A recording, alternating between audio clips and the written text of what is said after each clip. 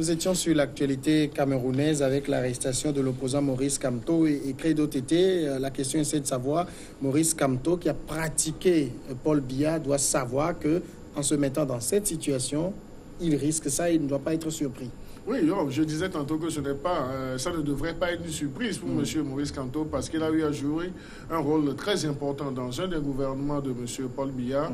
Tenir le ministère de la Justice, c'est être au courant. C'est être au courant de tout ce qui est atteinte aux droits de l'homme, à la liberté, à l'empêchement même de la liberté de s'exprimer. Donc, c'est moi à lire dans les actes de M. Maurice Kamto, c'est comme si il s'attendait même à cette situation. Et cette situation, comme le disait mon cher confrère Napokoura, peut-être qu'au sortir de cette galère, donc il va avoir des points positifs. Où il a tout fait pour que ça en arrive là. Oui, mais parce que avant même son arrestation, lorsque les manifestations s'étaient déroulées, le parti MRC de M. Maurice Kamto a accusé, disons, les autorités en place d'avoir tiré même des balles réelles, ce que Yaoundé a démenti à un certain moment. Donc ça, c'est une provocation politique, même s'ils n'ont pas les preuves réelles, donc je ne dis pas qu'ils ne les ont pas, mais s'ils n'avaient pas les preuves réelles, le fait de dire cela a suscité une réaction assez prompte du pouvoir politique. Donc c'est qu'il a mis le doigt quelque part où ça fait mal. Et vous aurez remarqué que M. Maurice Kamto n'a pas été interpellé chez lui, n'a pas été interpellé dans la circulation. Il était chez un de ses militants, sûrement faisant le point de leurs actions politiques, mais c'est dire qu'on l'a recherché pour aller le prendre. Maintenant qu'on l'a pris, est-ce que M. Maurice Kamto n'est pas un détenu assez encombrant pour le système politique, mais comprenant également le système politique camerounais, parce que si nous considérons, disons, le chef d'accusation qui est brandi par le ministre de la Communication, il parle de tentative de déstabilisation. Donc c'est qu'on doit tout faire pour habiller disons, cette accusation pour essayer de le plonger. Ça peut être également une manière de lui dire, mais monsieur, vous étiez avec nous, aujourd'hui, vous n'êtes plus avec nous, mais vous êtes prenable. Donc, on va vous faire juste une démonstration pour vous dire qu'on peut vous prendre, même si vous êtes l'opposant charismatique aujourd'hui, vous ne devez pas franchir le Rubicon, comme le ministre de l'administration territoriale l'a dit. Francisco, est-ce que Maurice Kamto, par cette situation, en lançant des manifestations qui sont généralement interdites, ne se met pas aussi hors la loi? Les manifestations interdites, ça c'est des problèmes à nos pays et à nos pays parce qu'il y a nos constitutions qui reconnaissent n'est-ce pas, la liberté de manifester, les lois qui les encadrent. Vous savez tout ce qu'on dit sur ces lois parce qu'une certaine portion est laissée, l'appréciation est laissée au pouvoir de voir si j'autorise ou non. C'est qu'il y a beaucoup d'abus au niveau du pouvoir, de ne pas laisser les gens manifester. Et c'est la preuve, toutes ces manifestations qui prouvent que le Cameroun n'était pas prêt pour organiser la CAN qu'on lui a retiré. C'est-à-dire qu'en dehors du problème de la partie anglophone, ils viennent s'ajouter cette histoire de mouvement post-électoral qui ne va pas cesser maintenant parce que on vient de l'arrêter, bien que dans nos systèmes d'habitude, quelqu'un comme ça, comme Maurice Kamto, ceux qui l'ont arrêté sont des gens qui le connaissent bien et qui ne vont pas chercher à lui faire souvent du mal. Et en l'arrêtant, on le prévient que nous sommes obligés. Et autres.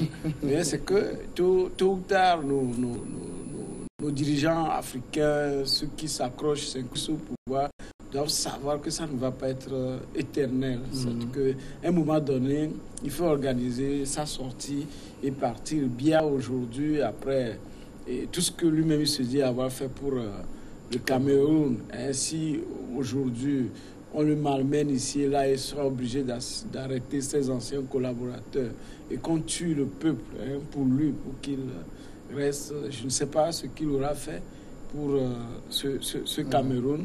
Il est temps que les gens comprennent qu'il faut organiser.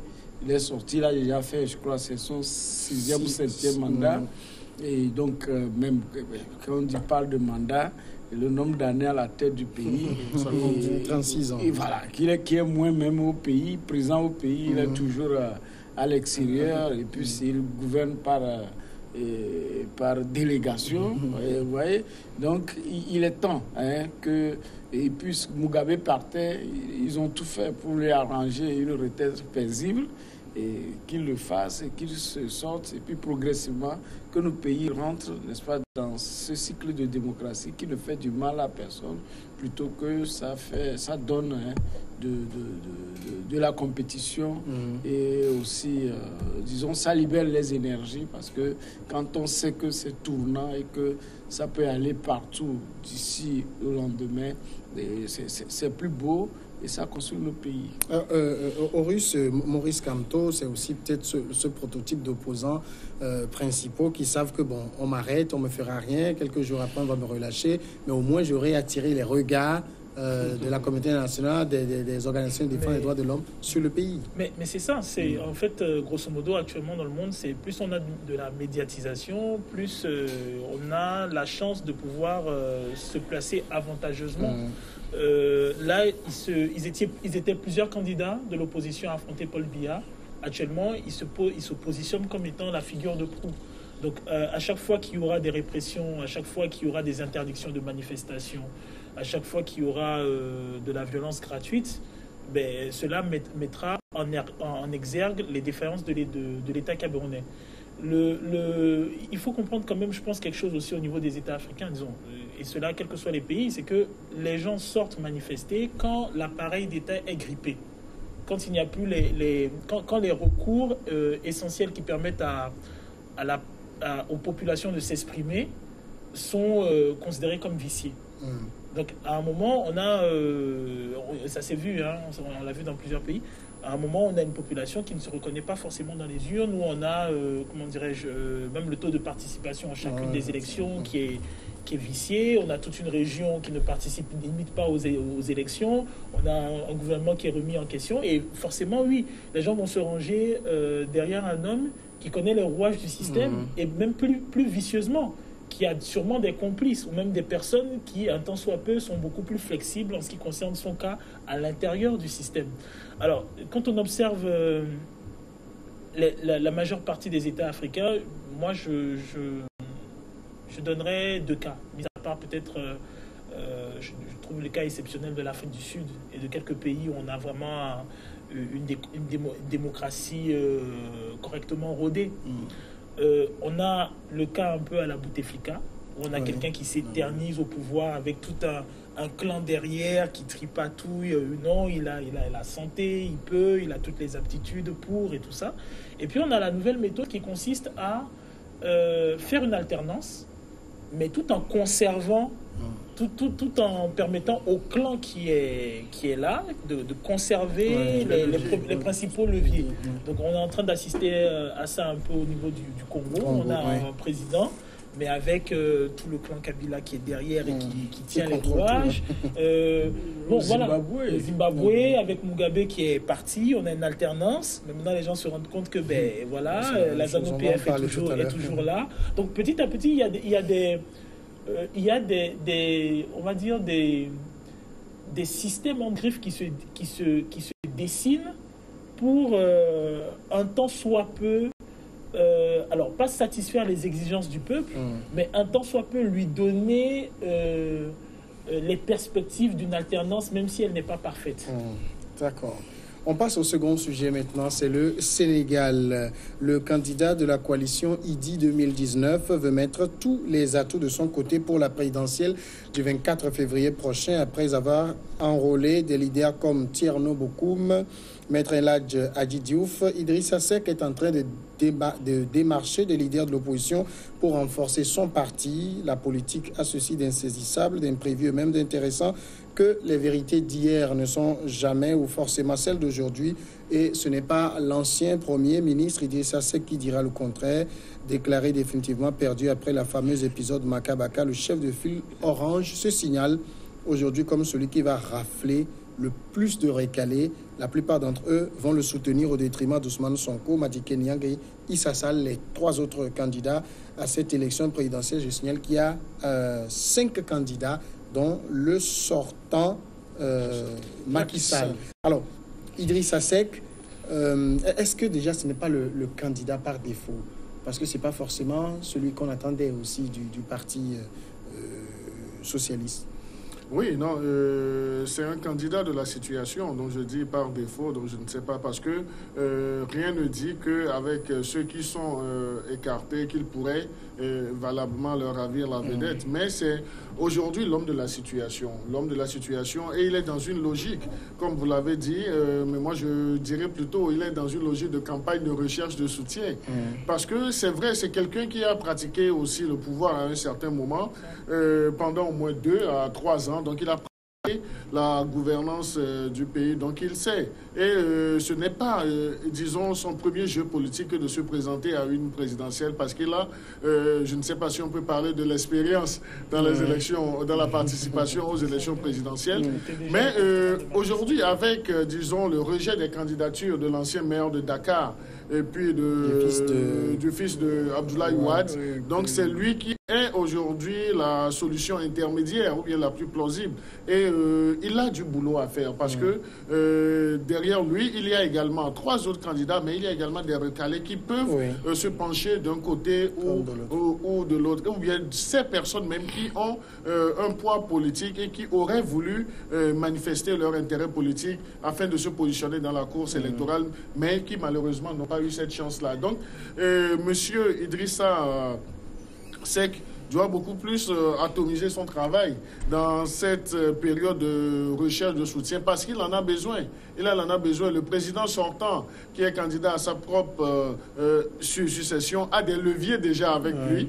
Donc il faut secouer un peu les ruches afin de gagner même du terrain dans l'entourage de l'actuel président Macky Sall du Sénégal. Ça ne sera pas une tâche assez aisée pour toute l'opposition, mais il faudrait que l'opposition sénégalaise, si elle veut gagner cette élection, disons, se range derrière un candidat. Moi, je ne dirais pas nécessairement derrière Idrissa Seck, parce que n'étant pas l'un de ces acteurs politiques-là, mais je crois que le peuple sénégalais est un peuple assez mûr, et c'est un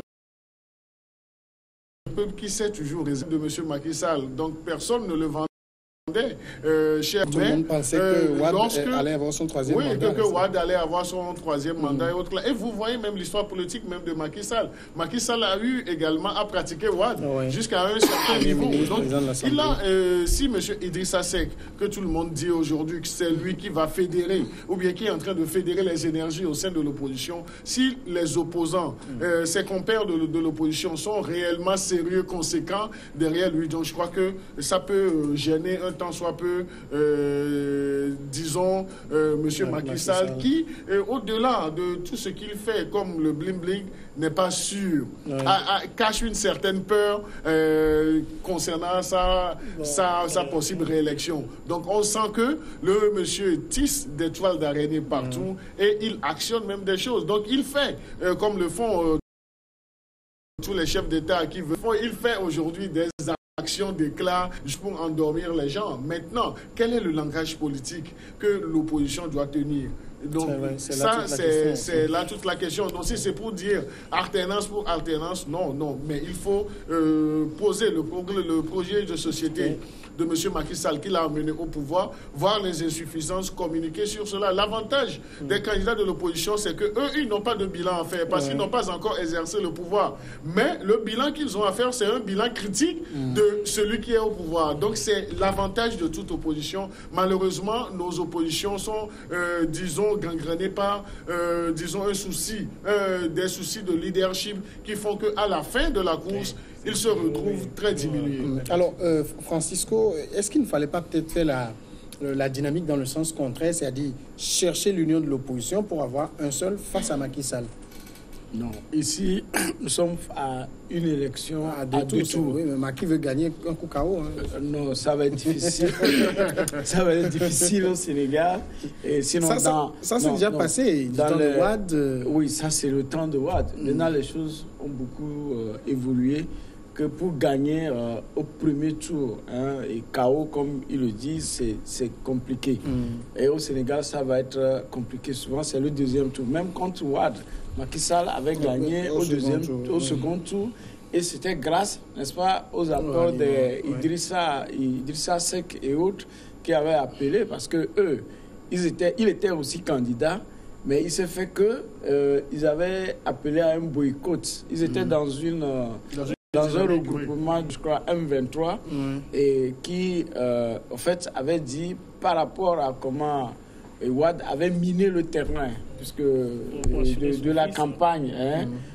Donc, en fait, eux, ils avaient dit qu'ils boycottent, et la campagne à l'intérieur n'avait fait que la campagne au niveau de Dakar. Même son ancien fief Thiès, il avait pratiquement délaissé. Donc, mais Macky Sall, lui, il avait cru, il est parti, il a rencontré, il a fait des meetings pour pouvoir rafler l'électorat. Et bon, n'est-ce pas, avec le Wade.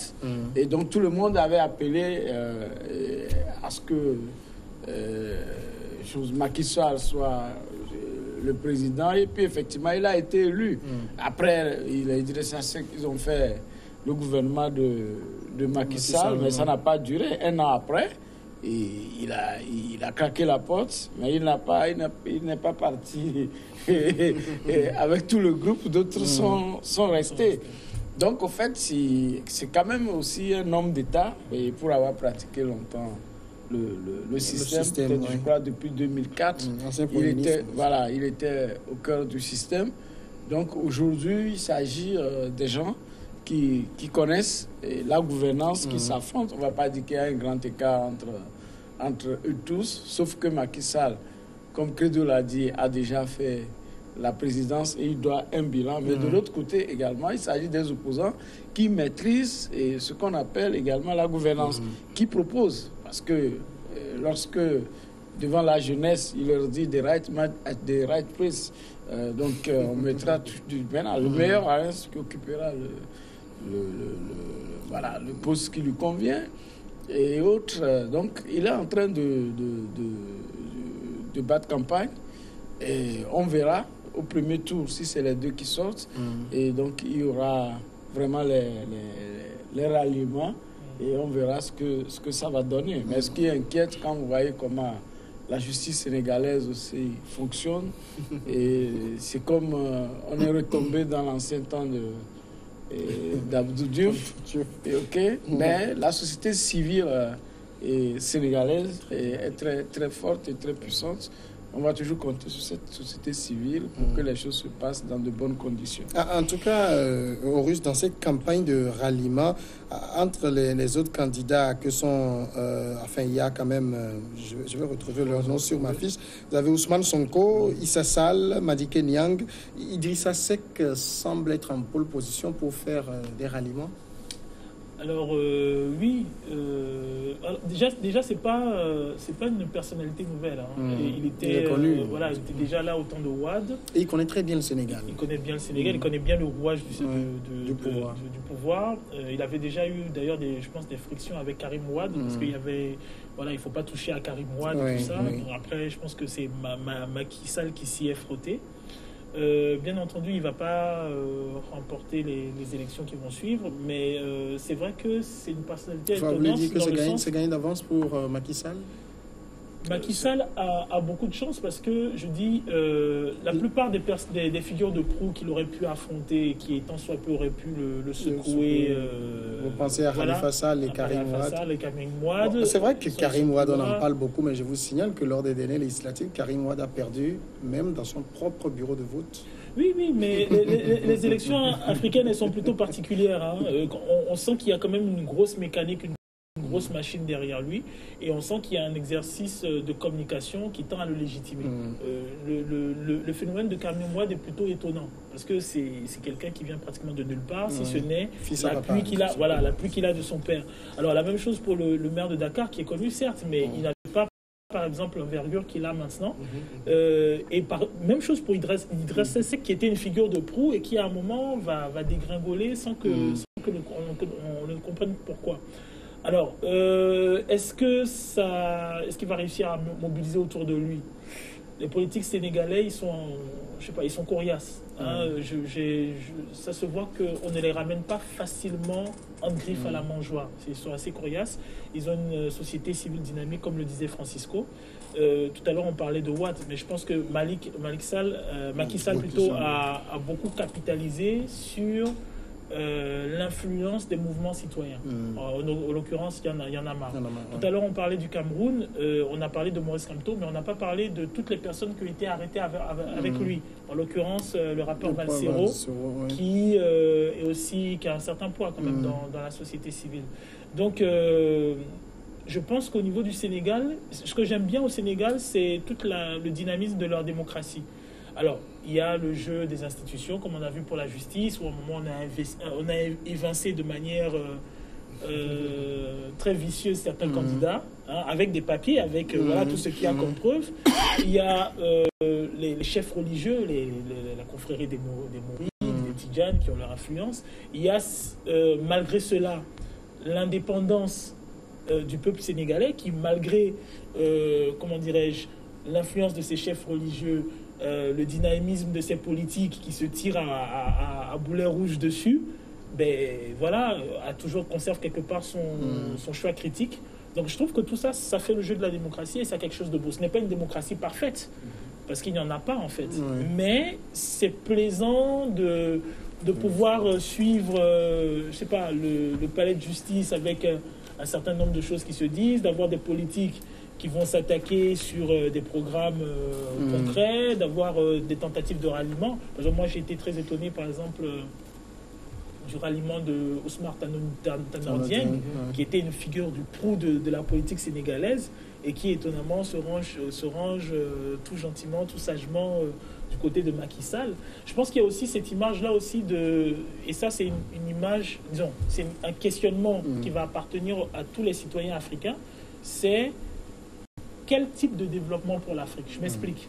Actuellement, que ce soit au niveau du Sénégal, que ce soit au niveau de la Côte d'Ivoire, on a l'impression que les candidats vont capitaliser sur les résultats de leur programme, mais c'est surtout des projets. Voilà, j'ai fait le train, j'ai fait le pont, j'ai fait des immeubles, voilà, c'est beaucoup ça. Mais est-ce que c'est les investissements essentiels que demandent les populations? Là et toutes les questions. Voilà, on demande des écoles, on demande des hôpitaux. D'accord. Credo, maintenant, tout le monde sait que généralement, pour les campagnes pour la réélection, à part quelques exceptions qu'on a eues, notamment au Nigeria ou dans certains autres pays, ceux qui briguent un second mandat les gagnent toujours. Est-ce que dans cette campagne de ralliement, Idrissa Seck va pouvoir vraiment rallier parce que les autres vont se dire de toute façon, Macky Sall aura son second mandat, il vaut mieux être avec lui? Non, mais je crois que c'est le jeu des calculs politiques et que les gens vont faire. Et il faut dire, ce n'est pas donné, ce n'est pas gagné pour Idrissa Seck de rallier, disons, tous les candidats malheureux, parce que les 4 candidats, excepté, donc nous ne parlons pas de l'actuel président, le président sortant Macky Sall, les 4 candidats sont aujourd'hui à la recherche de soutien parmi ces candidats qui sont malheureusement déclarés inéligibles. Donc, non pas pour faire cette compétition. Donc, les 4 candidats-là vont faire la cour à des voix. Donc, ce n'est pas sûr que Idrissa Seck puisse rallier toutes les voix de ces candidats malheureux, même si c'est sa 3e participation à une élection présidentielle. Donc, c'est de cela même que les gens partent pour dire qu'il est le plus expérimenté des candidats. Non, même cela, il est peut-être le plus expérimenté des candidats. Bon, il a réussi peut-être à rallier Ousmane Sonko, qui est considéré un peu comme la nouvelle élite, mais il reste à rallier Khalifa Sall et Karim Wade. Oui, non, mais c'est notre paire de force. C'est là où je suis d'accord avec lui quand il parle de calcul. Voilà, quand il parle de calcul. C'est là où ça sera un peu compliqué. Mais l'avantage, c'est dire que le terrain est déjà balisé pour M. Idrissa Seck, parce que je ne vois pas ces 2 détenus, ces 2 prisonniers de M.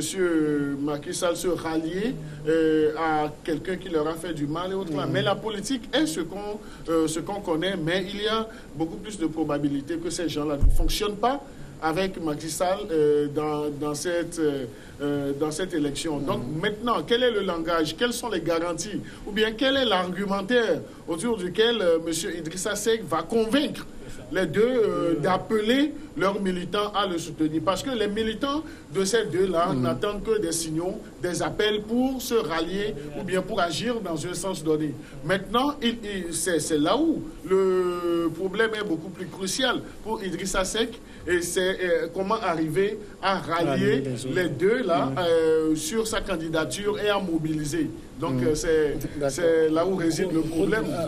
Donc Francisco Savdié, depuis sa prison de Dakar et son exil qatari, les deux là sont les grands décideurs. C'est eux qu'il faut vraiment faire la cour. Il faut qu'ils comprennent qu'on ne gouverne pas forcément par sa personne, mais c'est par ses idées. C'est-à-dire que quand on est loin, quand on voit comment les choses sont appliquées, on sent qu'il y a sa touche là-dedans. Donc si les deux qui ont été écartés, et que ce soit Khalifa Sall et Karim Wade dans son exil, s'ils comprennent que il vaut mieux apporter leur soutien, que ça soit clair dès le départ à ce candidat, il dit, ça peut être une bonne chose pour lui. Non, mais s'ils ne comprennent pas, vous m'excusez, c'est là où ça serait un peu compliqué, parce que l'ego de nos hommes politiques est toujours surdimensionné. Donc ils ont voulu être dans la course pour ravir la vedette à M. Macky Sall, mais aujourd'hui, quelles sont les garanties qu'il va leur donner? Donc nos hommes politiques sont ce qu'ils sont, donc ils vont vouloir. Mais c'est vrai, je suis d'accord avec toi, parce que aujourd'hui, avec l'invalidation de leur candidature, mais qu'est-ce qu'ils vont faire? Mais l'ego de nos hommes politiques, surtout ceux de l'opposition en Afrique, fait qu'ils n'arrivent pas à jouer à la bonne partition au moment voulu. Donc c'est là où moi j'ai un peu de crainte. Est-ce qu'ils vont pouvoir faire ça à cœur joie, demander à leurs militants de soutenir Idrissa Seck à seule fin de dégager Macky Sall? Donc c'est le grand point d'interrogation. Et il ne faut pas qu'on oublie également le jeu des puissances occidentales. D'accord, vous avez on a ça, le jeu Macky Sall a fait des propositions, là. Je ne sais pas si c'est une position de grâce ou il y a après l'élection, il va encore que, même, comme il le dit, hein, il y a les deux en parlent en termes de calcul politique. Il faut voir, hein, il y a certains peut-être qui ne vont pas miser sur cette élection, mais sur l'élection prochaine. On est arrivé à la terme, on va marquer la grande pause et on revient après le journal.